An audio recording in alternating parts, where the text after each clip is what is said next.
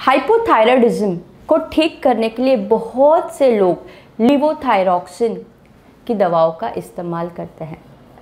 जब ये दवाएं ली जाती है तो उसके साथ में बहुत से ऐसे खाद्य पदार्थ हैं, बहुत से ऐसे न्यूट्रिशनल सप्लीमेंट्स हैं जो आपको नहीं लेने चाहिए, क्योंकि उसके वजह से जो दवा आप ले रहे हैं उसका सही एब्जॉर्प्शन नहीं होगा। तो क्या ये खाद्य पदार्थ है, क्या ये सप्लीमेंट्स है जिसको आपको अवॉइड करना है, उसी के बारे में आज हम बात करेंगे। नमस्कार दर्शकों, स्वागत है आपका मेरे इस YouTube चैनल। मैं हूं आपकी होस्ट डॉक्टर तानवी मयूर पटेल, एंडोक्राइनोलॉजिस्ट यानी कि हार्मोन विशेषज्ञ डॉक्टर, मुंबई से। देखिए, बहुत से लोगों को थायराइड की समस्या होती है और हाइपोथायराइडिज्म को ठीक करने के लिए वो लेवोथायरॉक्सिन की दवा लेते भी हैं। और बहुत अच्छी बात यह है कि ये दवा जब लेते हैं तो उसके साथ में कुछ आपको खास परहेज़ी रखनी चाहिए। अगर आप वो परहेज़ी नहीं रखेंगे तो आपको उस दवा का सही अर्थ में उतना फ़ायदा नहीं होगा। और बहुत सी बार थायराइड के मरीज सिर्फ एक दवा नहीं, और भी बहुत सारे हेल्थ प्रॉब्लम्स के वजह से दूसरी दवाइयाँ भी लेते हैं। बहुत सी बार ओवरऑल फील गुड करने के लिए बहुत से ऐसे सप्लीमेंट्स भी लेते हैं, खाने भी खाते हैं। तो किस बात का आपको खास ख्याल रखना चाहिए, उसी के बारे में आज हम बात कर रहे हैं।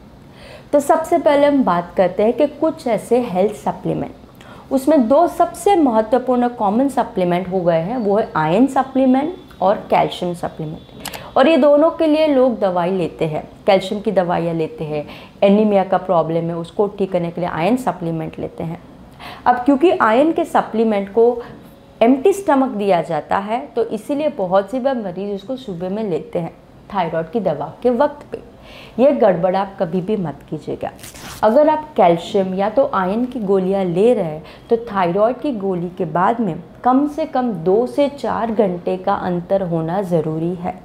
अगर आप ये अंतर नहीं रखेंगे तो आपकी जो थायराइड की जो हार्मोन की जो दवा है वो आपको सही मायने में एब्जॉर्प्शन नहीं होगा और इसके एब्जॉर्प्शन में प्रॉब्लम आ सकता है। इस यानी ये मिस्टेक को आप अवॉइड कीजिएगा। दूसरी एक जो सप्लीमेंट यूजुअली लेते हैं वो है बायोटीन। बायोटीन एक प्रकार का विटामिन बी की फैमिली से बिलोंग करता है और बायोटीन बालों के लिए बहुत अच्छा विटामिन माना जाता है। और क्योंकि थायराइड के मरीजों को हेयर प्रॉब्लम्स होते हैं, अक्सर लोग बायोटीन की दवाइयाँ लेते हैं और इनफैक्ट बहुत सी बार ये ओवर द काउंटर दवा मिल जाती है। देखिए, वैसे तो बायोटीन थायराइड की दवा के साथ में ज़्यादा इंटरफियरेंस नहीं करता है, लेकिन अगर आपने बायोटीन की दवाइयाँ ली है और अगर आपने तुरंत ब्लड टेस्ट कराई है तो डेफिनेटली आपकी ब्लड की रिपोर्ट्स में इंटरफियर करेगी और आपको सही तरीके का इवैल्यूएशन नहीं मिलेगा कि आपके हार्मोन का बॉडी में स्टेटस क्या है। इस बात को भी आपको ख्याल रखना है। तीसरी आजकल बहुत फेमस हो गई है वो है ग्रीन फूड सप्लीमेंट। जी हाँ, छोटी छोटी सी गोल ऐसी टैबलेट्स आती है जो आप पानी में डिज़ोल्व कर दीजिए और पूरे दिन की जो ग्रीन लीफी वेजिटेबल्स है उसको आपको रिप्लेस कर देगी। जैसे ग्रीन फूड सप्लीमेंट खास करके बड़े शहरों में बहुत ज़्यादा फेमस हो चुकी है। तो अक्सर ये ग्रीन फूड सप्लीमेंट्स में बहुत से क्रूसीफेरस वेजिटेबल्सों का इस्तेमाल किया जाता है, जैसे कि कैबेज है, ब्रोकोली है, फूल गोभी है, पत्ता गोभी है और ब्रोकोली है, इसका इस्तेमाल किया जाता है, पालक है, और ये सब कच्चे फॉर्म में होती है। और क्योंकि ये सब कच्चे फॉर्म में है, ये गोइट्रोजेनिक साबित की गई है और उसके वजह से भी आपको थायराइड की दवा का एब्जॉर्प्शन में प्रॉब्लम आ सकता है। तो अगर आप ऐसे ग्रीन फूड सप्लीमेंट्स लेने को चाहते हैं तो इसको कोई और टाइम पे लीजिएगा, 3 से 4 घंटे का गैप प्लीज़ रखिए, ठीक है। इतना ही नहीं, बहुत से मरीज़ और भी बहुत सारी हेल्थ प्रॉब्लम्स के लिए दवाई लेते हैं, जैसे कि एंटीबायोटिक हो गई, सिप्रोफ्लॉक्सासिन हो गई, रिफाम्पिसिन, ऐसी दवाइयाँ भी एब्जॉर्प्शन में प्रॉब्लम करती हैं। फिर आती है आपकी न्यूरोलॉजिकल कंडीशन की कुछ दवाइयाँ, जैसे कि डिप्रेशन में दी जाती है, फ्लूओक्सेटिन दी जाती है, एमिट्रिप्टिलिन दी जाती है, बहुत सी सीजर्स की दवाइयाँ, मिर्गी की बीमारी जिसको कहते हैं, फेनिटोइन, कार्बामेज़ेपाइन, ऐसी दवाइयाँ भी एब्जॉर्प्शन में तकलीफ लाती हैं। बहुत सी बार थायराइड के मरीज़ों को एसिडिटी की प्रॉब्लम होती है। अब इस टॉपिक पे ऑलरेडी डिटेल में मैं वीडियो बहुत जल्द बनाने वाली हूँ और आएगा चैनल पे कि थायराइड के मरीज़ों को पेट में क्यों एसिडिटी रहती है। और बहुत ही कम लोगों को पता है कि ये एसिडिटी की वजह कुछ ऐसे इन्फेक्शंस होते हैं और बहुत सी बार मरीज़ अनजाने में ज़िंदगी भर एसिडिटी की दवाइयाँ खाते रहते हैं जब उनको उसकी ज़रूरत नहीं होती है। ओके और इसके वजह से बहुत सी बार एसिडिटी की दवाइयाँ जैसे कि पेंटोप्राजोल हो गया, ओमेप्राजोल हो गया, रेंटिडिन, ऐसी जब दवाइयाँ लेते हैं तो भी आपकी थायराइड के हार्मोन की दवा के एब्जॉर्प्शन में दिक्कतें लाती हैं। तो अगर आप ऐसी दवाइयाँ लेते हैं तो प्लीज़ थायराइड की हार्मोन की दवा के साथ मत लीजिएगा और उसको इंटरफेरेंस से दूर रखिएगा। ठीक है। और एक दवा आ गई है आज के इस दौर में बहुत ज़्यादा फेमस है, वो है डायबिटीज़ की दवा।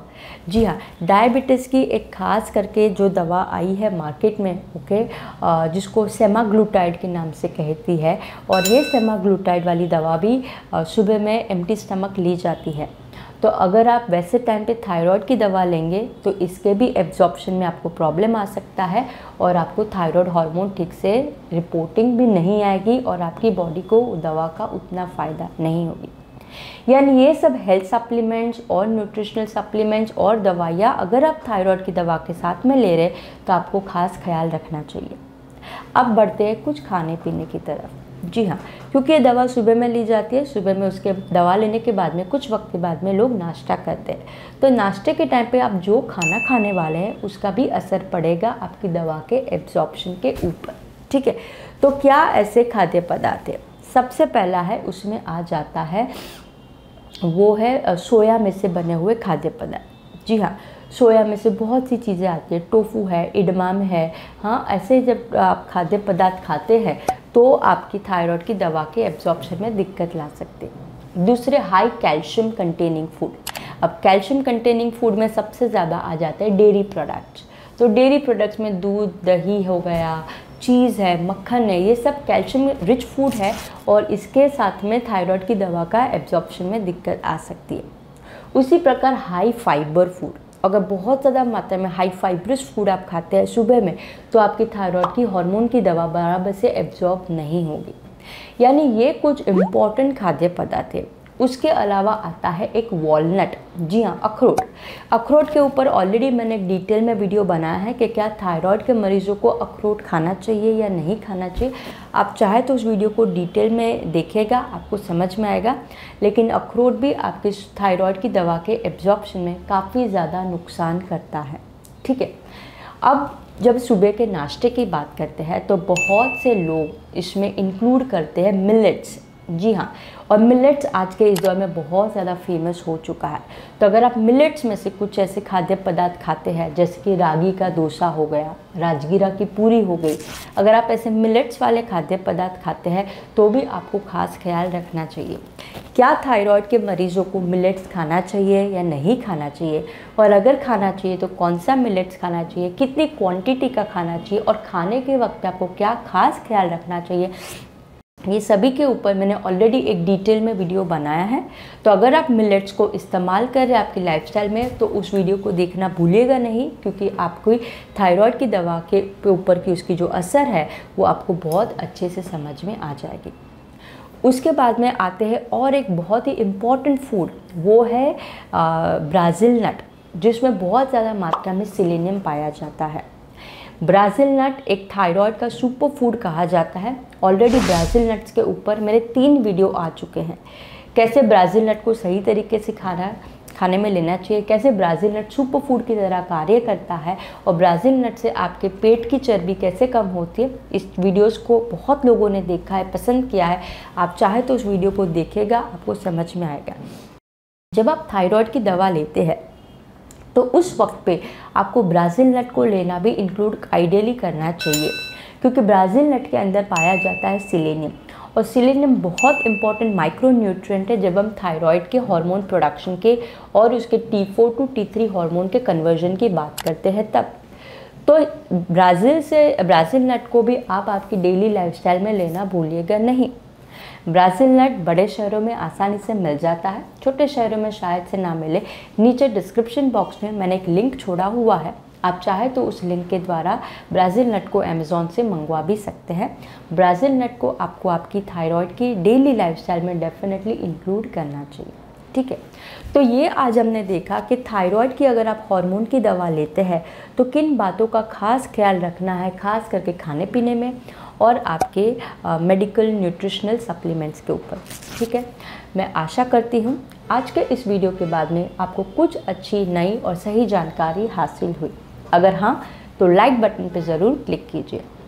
अगर आप मेरे इस चैनल पर नए हैं, पहली बार आए हैं, तो प्लीज़ इसे सब्सक्राइब करना ना भूलें ताकि आपको ज़्यादा से ज़्यादा हेल्थ रिलेटेड और ख़ास करके हार्मोन रिलेटेड जानकारी मिलती रहे। अगर आपके कोई भी निजी पर्सनल सवाल है जिसका जवाब आप ढूंढ रहे हैं तो नीचे कमेंट बॉक्स में लिखिए। मैं हर एक कमेंट्स को पढ़ती हूँ, जल्द से जल्द जवाब देने की कोशिश भी करती हूँ। अगली बार हम वापस मिलेंगे कोई एक नए इंटरेस्टिंग और यूज़फुल टॉपिक के साथ। तब तक अपनी सेहत का ख्याल रखिए। नमस्ते।